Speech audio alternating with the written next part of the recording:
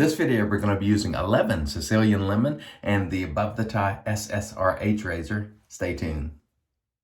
Hey there folks, and welcome back for another video. I'm your host CDB, and thanks so much for joining me today. I really appreciate it. And as mentioned before, today we're going to be using 11 Sicilian lemon, and I believe, if I'm not mistaken, 11, this company used to be called Sapona di Palla. If I'm wrong on that, please correct me below. I got this from the razor company. It was $16 for 4 ounces, or on our cost chart, a fair price of $4. The scent on this is lemon. It is a nice, mellow lemon scent. I'd call it off the puck, lightly scented, but when you lather it up, it sort of comes alive a little bit and you get more out of it. So lightly scented, not to medium in my opinion, but a very, very nice scent. I like it a lot. This is a tallow-based soap. We'll put the ingredients for you on the screen. This is their Julian base. And again, I love the scent on it. The consistency of this soap it's fairly firm. It's not super soft by any stretch of the imagination. One of the things I like is they put all the information on the inside of the label. For me, since I don't get water in my soaps, I don't worry about that label having any issues. Everything you need to know is right there in one place. And then they have their relatively simple, minimalist type container. And they put this little dot on here, so if you stacked it or something, maybe somewhere, you could tell what it was. And so I kind of like their minimalist approach. Some people won't, they'll think it's too plain, but for me, I like it. So we look forward to using this today. The razor for today is the Above the Tie SSRH, and I'm using this today because I have some important information to pass along to you. The prices on the Above the Tie razors are about to go up. So now is the time to strike. If you've been looking at Above the Tie and you want to pick up something, I would do it before September. The machine shop where they have their stuff machined have raised their prices. So Above the Tie, sadly, is going to have to raise theirs a little bit too. I think they'll still keep it quite reasonable for a premium razor. I was just saying the other day, Above the Tie actually decreased their prices over the years, and just like that, now they're going back up. So if you're going to pick something up from Above the Tie, use the discount code IAMCDB and you'll save yourself some money, and also it helps the channel as well. So if you do, thank you. And again, now's the time to strike. They also offer Afterpay, where you can break the cost down into 4 payments if you please and pay every 2 weeks. Now is the time. This is the SSRH, which I like a lot. This is a 0.80 blade gap. In fact, let me show you the Windsor line. I'll show you the specs of those razors on the screen right there. You'll see the blade gaps and information for all their blades. Again, these are stainless steel razors machined in the United States. The one I have here is the brushed matte finish, which I like a lot. I really enjoy this. And one of the things I gotta do is always show you the Atlas handle in a knurling. It'll spin itself. It's got quite good knurling on it. See, my fingers aren't moving. See how that happens? I just think that's cool. I'm easily entertained, as I said the last time. So anyway, we're going to use this today. Ruby is the blade. Remember, before September, pick up Above the Tie if you want to save a little bit of money. The prices are going up. I don't think they'll raise them dramatically. They try to keep it reasonable at Above the Tie, but I thought I would share that information. And Above the Tie would be putting that out, I'm sure, soon in a newsletter, but you heard it here first. I hope I was able to tell that. If I wasn't, I'm sorry, Above the Tie. We have a very nice lather whipped up here in our Captain's Choice bowl. We're using our APShaveco brush, and let's get into it. Beautiful scent on this. If you're looking for something that smells perhaps somewhat similar to this, Declaration Sweet Lemon would be in the realm of this. It's also a lemon scent. This one is, again, once you get it lathered, I think it picks up a little bit. I find it to be quite nice. I'm going to add a little more hydration there. The beauty of the sprayer is you can sort of add it to your lather. Just spray it right on. You don't have to get your hands wet, which I think is cool. I've really enjoyed using the mister. And I'll link all the products below, including this razor today for your convenience. All right, very nice. Very nice. It's been a while since I've used 11. I think I used it maybe a year or so ago, or maybe closer to 2 now. I think they have some nice scents, and I got a good lather out of this one. I don't know if their formula has changed since the last time I used it, but I definitely didn't have any problem lathering it. It wasn't finicky.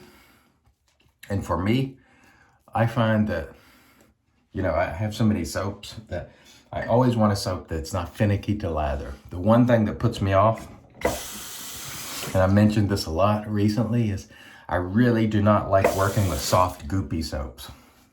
So formulations that are soft and goopy and like where your finger can go down very easily without any resistance generally are not for me. And I prefer something that's on the firm side. I just find that it works better for me. And here we go with our above the tie SSRH. Now, as I talked to you about before, they do have different plate options. They have the M, which is their mild. They have the R, which is sort of the mid-range. And again, you know, you can look at their chart.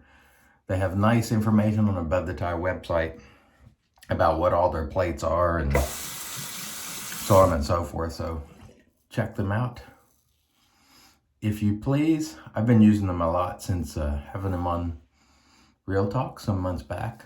Sort of rekindled my love for Above the Tie because I hadn't given them the attention that they deserve. They're one of the OG premium razor makers. And I find that the H plate generally is, for me, it is their most efficient offering. But like I said before, they have plates that pretty much fit everybody's need, whether you're mild, whether you want medium, you know. They have something for everyone there. And they're very nice, down-to-earth people. And by the way, just in the interest of full disclosure, I did buy this razor.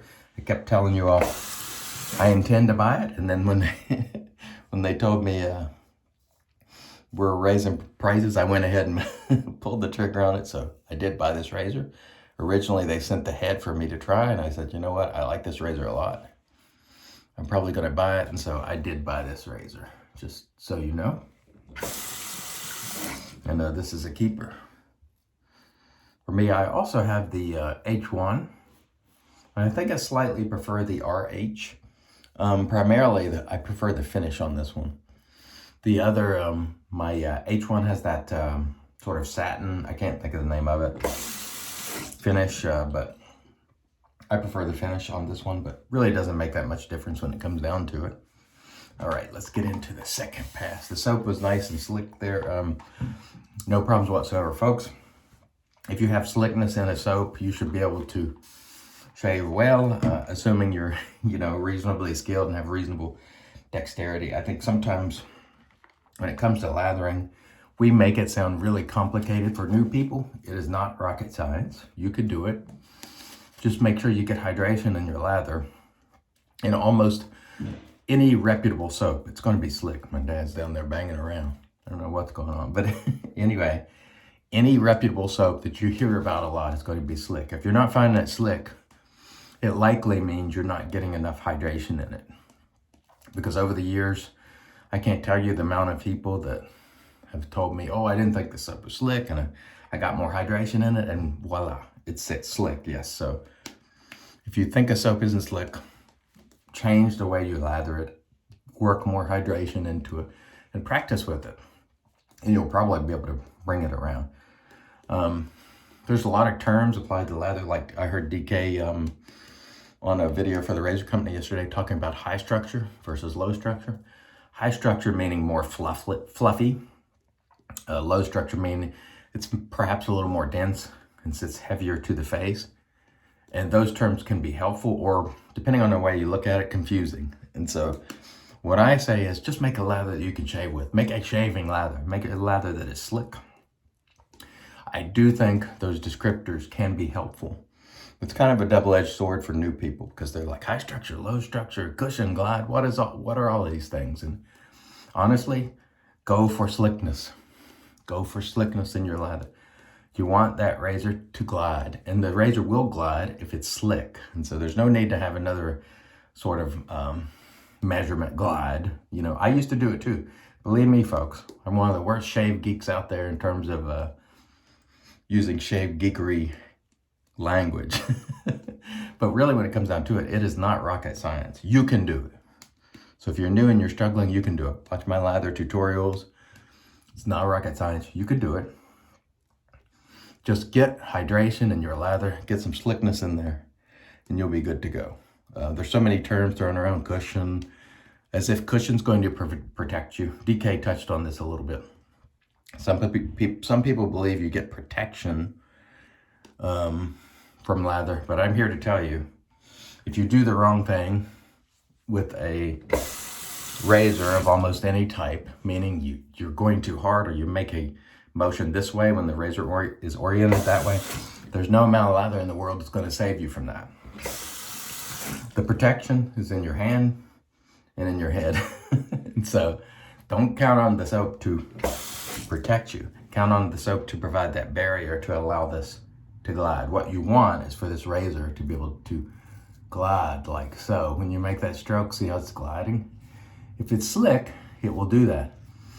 And if your lather is right, even after visible lather is gone, it will still remain slick. That's called residual slickness. Again, another term in the shave geekery sort of realm. Now, if you're new, I always recommend see how the lather is gone. I don't recommend that you do this, shaving on residual slickness. I know I can get away with it, and over time you will too, but just keep in mind, best case scenario would be to shave that and then move over. But I know I can get away with a little more because I've got this lather on point. It's quite slick. And even when I've made my passes there, it remains slick. So no problem. In fact, when I've been doing these 2-pass shaves, in the interest of keeping them shorter, I have been coming across and shaving on residual slickness there with no problem whatsoever. The problem is always if you have an area maybe where you didn't have it lathered and you're doing this, your razor could skip or something like that. So there is some risk here. So be careful, be careful. If you're new, the advice is, to shave that area, move over like that, move over like that. You can do some follow-up strokes, but just be careful. Very nice razor here, very efficient. Still feels smooth. The ruby blade in it seems to be a good fit today. No problem at all. And I love this short handle, which is called the Atlas handle. Ironically, or interestingly, when I first started, I preferred the Chronos handle, which is longer, but my preference changed over time, and yours may too. As you learn and take in more information and have more experience, things tend to change. There are so many things that I thought and believed when I first started that I found just not to be the case over time. And there's so many things that I loved when I first started that I don't really love as much now. Again, if you believe exactly the same things now you believed when you started, that's great. But I think for me, it is a learning process, and you're always taking in new information. You're always learning. I've learned stuff even in the past year, year and a half. And so just because you've been doing it for a long time doesn't mean you know it all. If you keep an open mind, you will allow yourself the ability to learn things and improve things dramatically. So always keep an open mind is my advice. Try not to lock in. There's some things that we all lock in on, our core beliefs about things, but when it comes to products, try as best you can to keep an open mind. Used to be, I didn't mind using the soft and goopy soaps. Now I just don't like it. It's just, I don't find it to be enjoyable the way I lather. And so that changed. And so you can go back and look at my videos from 5, 6, 7 years ago, and a lot of things I said then don't apply now. And so always keep an open mind, take in information, evaluate it, and then, that's how you grow, in my opinion. Excellent shave today with the 11 and above the tie SSRH. All right, let me rinse, then we'll come back and get into the post. Stay tuned. And all right, we are back, and off cam we did a warm water rinse, and then we applied our Razor Rock alum, no stinging. So that was a super smooth shave. Following the alum, we did a cool water rinse, and then toweled off with our Lancaster towel. prior to using the Magic Made by Witches Thayer's Witch Hazel. I had an excellent shave today with 11 Sicilian lemon. Again, mildly scented, but as you lather it, the scent picks up. Beautiful scent, really good formula. Actually, thumbs up on this. I really enjoyed using this today. I do like the minimalist approach with the information on the undercap there. I think it's nice. I enjoyed it, so very nice indeed. The Above the Tie SSRH treated me very nicely once again. And I remind you again, if you're thinking about picking up an Above the Tie razor, do so before September. Again, the machine shop where they make things are probably increasing their prices, so it's forcing Above the Tie to increase their price a little as well. And don't forget, if you are, use discount code IAMCDB, which will save you 10%, and it helps my channel also. So if you do, thank you very much. But as always, no pressure whatsoever. Only if you've been looking to pick one of these up, now is certainly the time. And they do have a wide range of options for you. And I tell you, Above the Tie, one of the old OG razor makers, still making great razors today. Great people at Above the Tie. I really enjoyed using that today. Of course, we used our APShaveco brush with the cashmere knot in our Lancaster Razor Works soaking mug, our Captain's Choice bowl, and we shall finish it out today with this is A&E The Undersea, and this is an aquatic, citrus aquatic, I would call it. It's probably my favorite aquatic of all time. I think the citrus adds something to the aquatic. I like aquatic scents by themselves, but when you add the citrus on top of it, it's like, woo-wee. It's like, oh man, I love the scent of this. This is absolutely one of my favorite scents of all time, The Undersea. This label is, of course, changing, so if you want the old one, if you still find it, grab it now while they still have them. All right, everybody. Thank you so much for joining me. I really appreciate you. Until next time, I've been your host, CDB, reminding you, it's your shave, do it your way, and as always, God bless.